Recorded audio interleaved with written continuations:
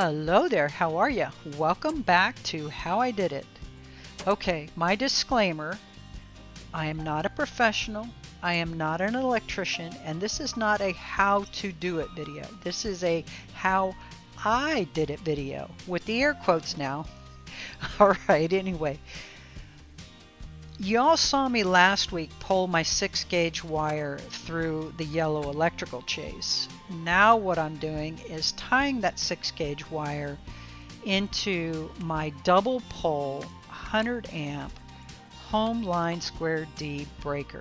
Now to do this, I'm going to change around the current breakers that I have in this primary service box. That way the 100 amp breaker is servicing both the A phase and the B phase sides, and the other two breakers, one is on the A phase finger and the other one's on the B phase finger. And if you're wondering what I'm talking about, see how the silver bar comes down, how it has one coming in from the left on the screen and the other one from the right on the screen.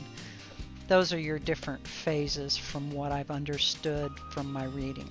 Anyway, now that I have everything basically back in there and tucked away, this top breaker is 30 amps. It serves my RV. That bottom breaker is 20 amps and it services the 110 GFCI plug down below. This glue is pretty doggone cool. It is supposed to glue together any two pipes, whether it be white pipe to gray pipe, yellow pipe to gray pipe.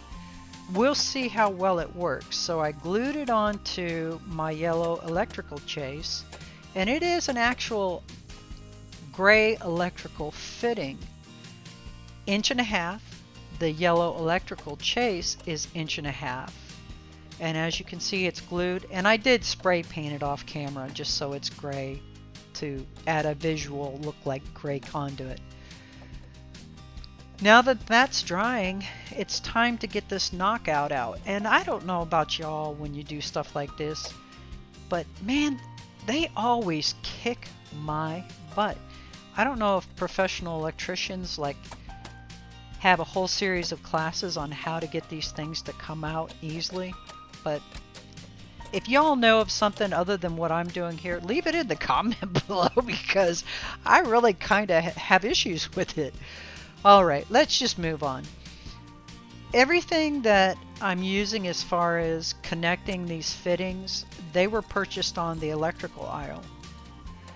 The little ring, and I even bought the chafing ring to go over the edges of those threads.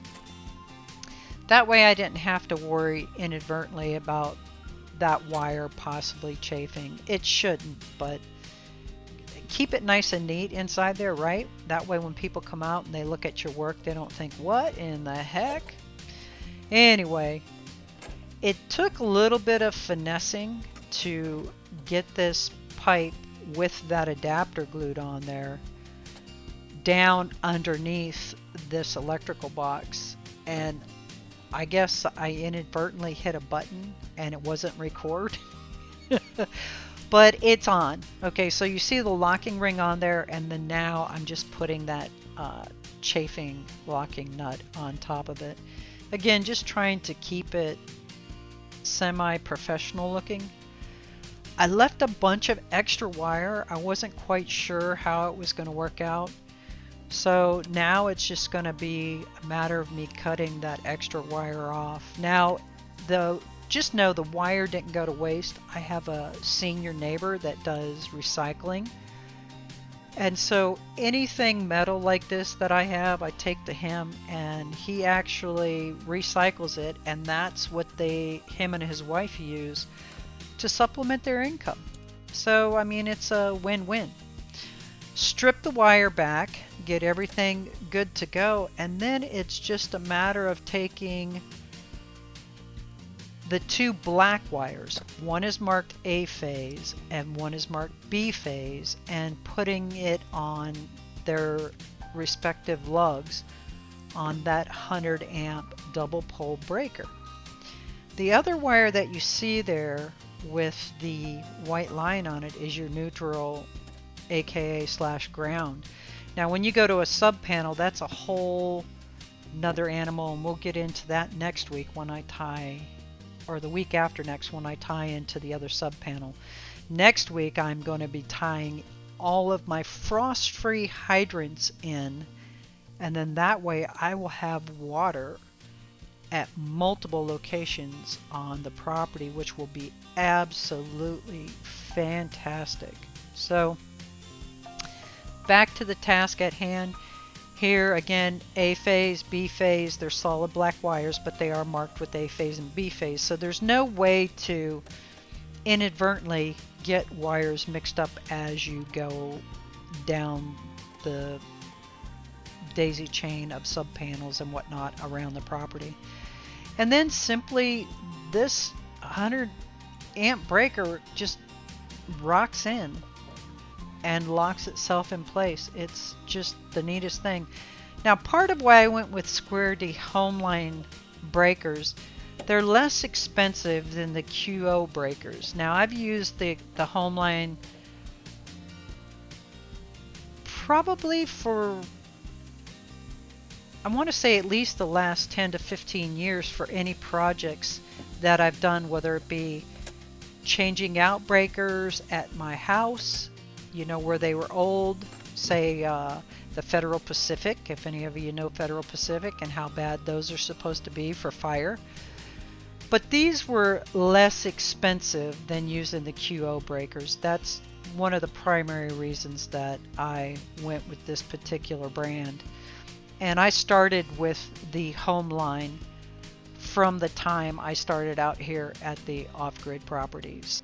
This is the final wire that I have to connect, and then I will be able to put the faceplate, well, I'll actually take a couple of knockouts out of the faceplate, and then get that faceplate reattached onto this box. Now, this is not the completed job by any stretch of the imagination. This is just hooking up this end, the primary service that is going to run to the other locations on the property. So once I finish attaching this wire, pulling the knockouts out of the faceplate, getting that faceplate put on, I'm going to lock out and tag out. I don't want to have anybody inadvertently come and turn that breaker on, that 100 amp breaker on that I put in. And it's a nice reminder for myself, hey, you don't have the other end attached to anything yet. Don't turn this one on. So I went ahead, pulled my knockouts out of this, and got this faceplate put on.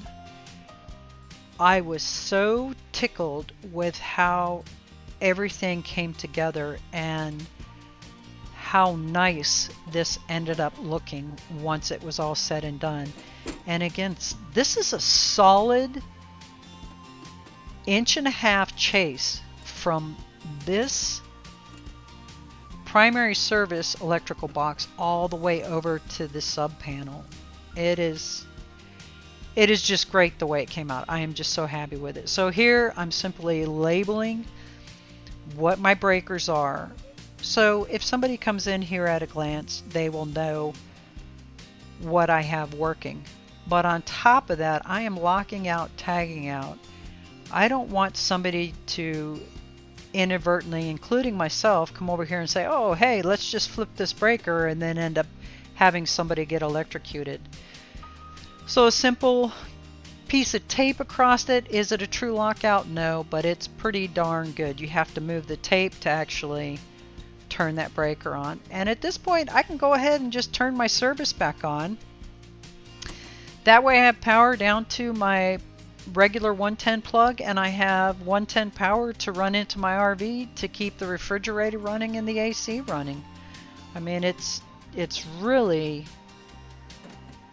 exciting because it's starting to come together, and it couldn't be happening at a more opportune time. Now next week we're going to get all of these blue frost-free hydrants installed around the property.